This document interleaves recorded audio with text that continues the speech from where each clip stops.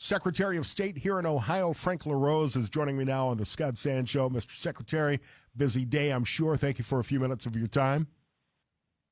Hey, Scott, happy Election Day. You're right, it is a busy day. Happy to report things are going smooth, and starting at 7:30, we'll be reporting those results. The early votes and the absentee votes will be the first ones that we report. You'll start seeing those around 8:30, and Election Day results around 9.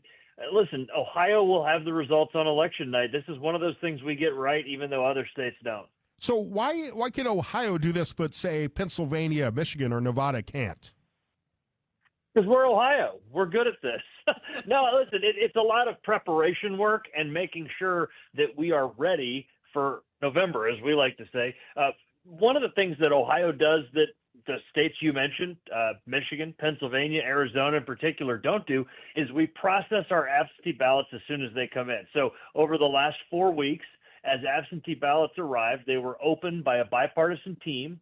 They checked the name, the last four of the social, state driver's license number, signature, date of birth, all that stuff. And then they sever the identity envelope and put that over here and take the ballot over there. That's how you have that secret ballot. They flatten it out. Believe it or not, that's an important part of the process because they got to go through the scanner. And then we're ready to count those right at 7:30. So contrast that with Pennsylvania. If you're the Allegheny County Board of Elections in Pittsburgh, you've got a vault, probably 1,000 square feet, full of envelopes, floor to ceiling, hundreds of thousands of them, and they don't even start cutting the envelopes open until Election Day. It's going to take them 2 days just to cut those envelopes open, let alone start counting those ballots. That's one of the reasons why we give you the results on election night and other states don't. Again, we do the prep work to make sure we're ready to go. So why can't the other states do it that way? It makes no sense to me. Well, it's their law, for one. I've testified in the Pennsylvania State Senate 3 times where I've encouraged them to fix this. Really, one of the problems with it is not just impatience, but it yields all kinds of conspiracies where people start to believe something is going awry or someone's putting their thumb on the scale. In reality, absentee ballots tend to follow predictable patterns because this zip code is heavily Republican, and so when they count those, it'll show a bump in the Republican totals. This zip code is heavily Democratic, and so when they count those, it'll show a bump in the Democratic totals. That's not a sign of anything nefarious. It's a sign that they're finally getting around to counting those absentee ballots, but dragging it out as long as they do unleashes all kinds of people with conspiracies. That's one of the reasons why it's so important that we do it quickly on election night, but we do it accurately as well. Yeah, I was talking about this earlier, and I'm certainly not in favor of federalizing elections, but it seems like there should be some bare minimum standards that states follow so we don't have a Pennsylvania or an Arizona that's taking 13 days to count their ballots. And those basic requirements could be as simple as a voter ID requirement and making sure dead people aren't still on the electoral rolls, or making sure that the ballots are opened as they're received, or the basics of running an election. I mean, you would never see a high school do it this way. We're going to take all the votes, we're going to keep them in a fishbowl in the principal's office until next month, and then somebody, the janitor, is going to come in and count them. We lead by example on this, and I guess it kind of makes sense. The 2 states in the country that are really the gold standard, the states that people view as the best when it comes to running election, are Ohio and Florida. Well, you can kind of guess why. These are 2 states that for the last 20 years have been in the national spotlight. So as a result, we've gotten our act together. We've gotten really good at this. We've professionalized the work of our elections officials. By the way, our elections officials have to undergo continuing education training, background checks, all these kind of things. And, we do things like you mentioned. We take dead people off the voter rolls on a monthly basis. Don't apologize for that. We check IDs every time. In fact, we train our poll workers to flip over the ID because on the back of it, it indicates if you're not a U.S. citizen. I think that's pretty important.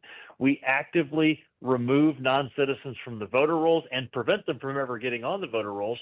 I've found this year alone over 700 individuals who are non-citizens that attempted to register to vote. Within a week or 2 of that, we identified them and removed them from the voter rolls. These are things that Ohio does that, yes, other states should do, but I'll say this.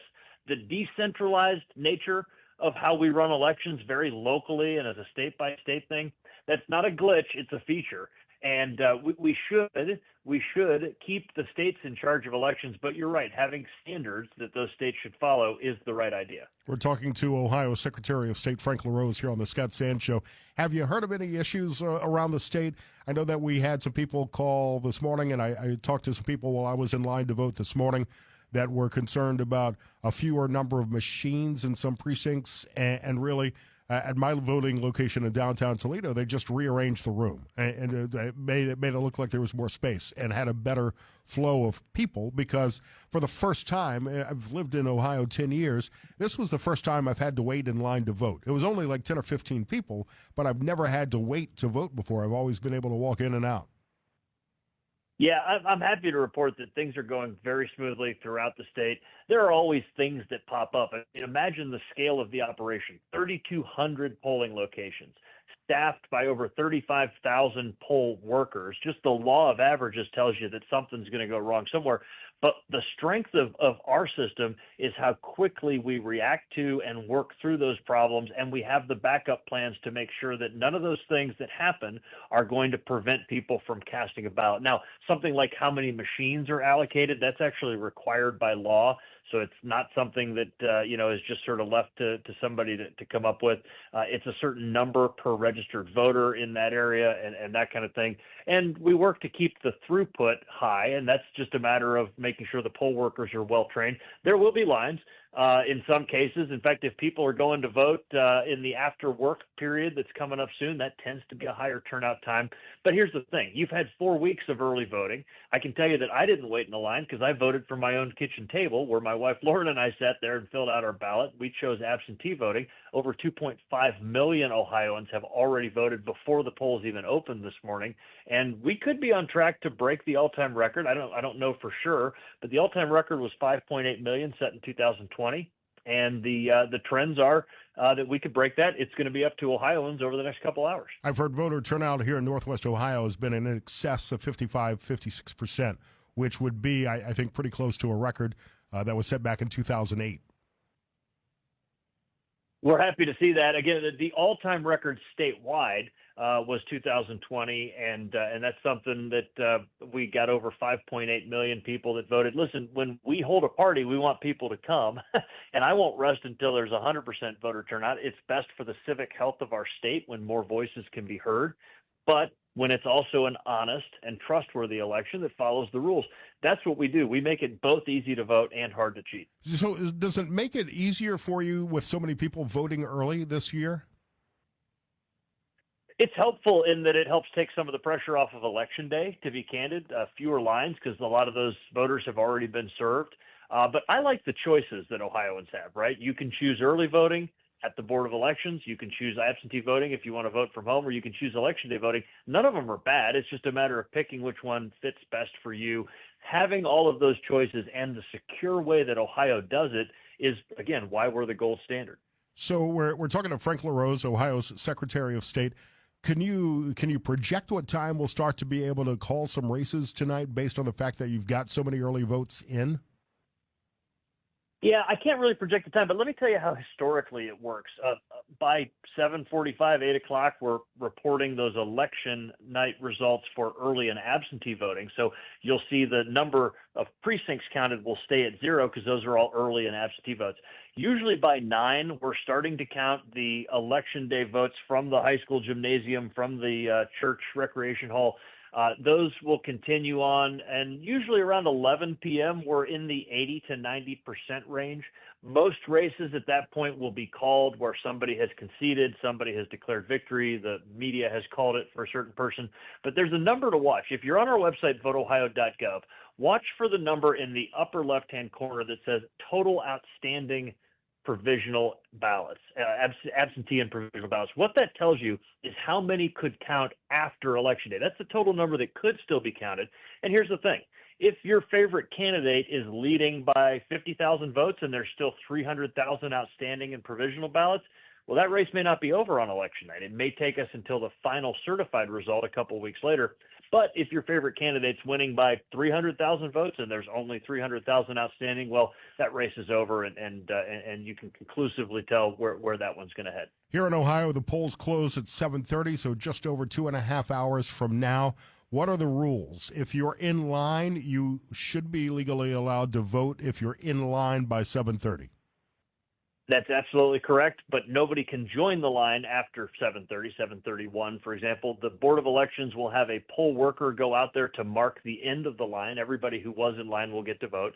You want to bring your state ID or your driver's license or one of the alternative forms of ID, such as a military ID or a passport. That list is right there on our website, voteohio.gov.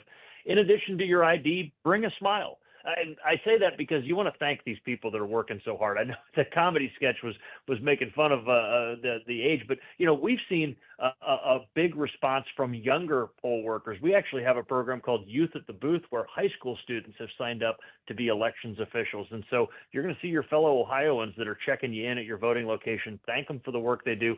Something else you can do there at voteohio.gov is you can make sure you've got the right location. You can even look at your sample ballot. You still got time with 2 hours to see what's going to be on your ballot. So again, when you get to the judges, you don't have to guess.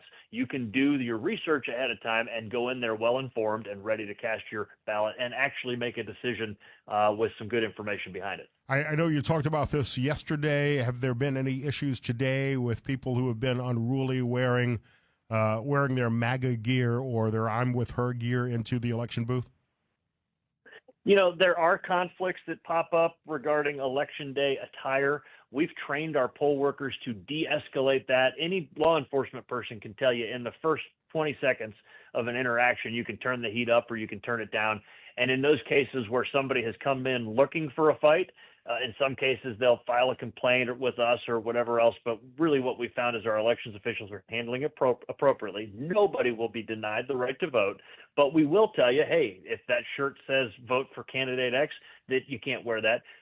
Something like a slogan, we're not going to prevent you from wearing that or get into the business of sort of figuring out whether this is campaign attire or not. And remember, our elections officials are there to do a job.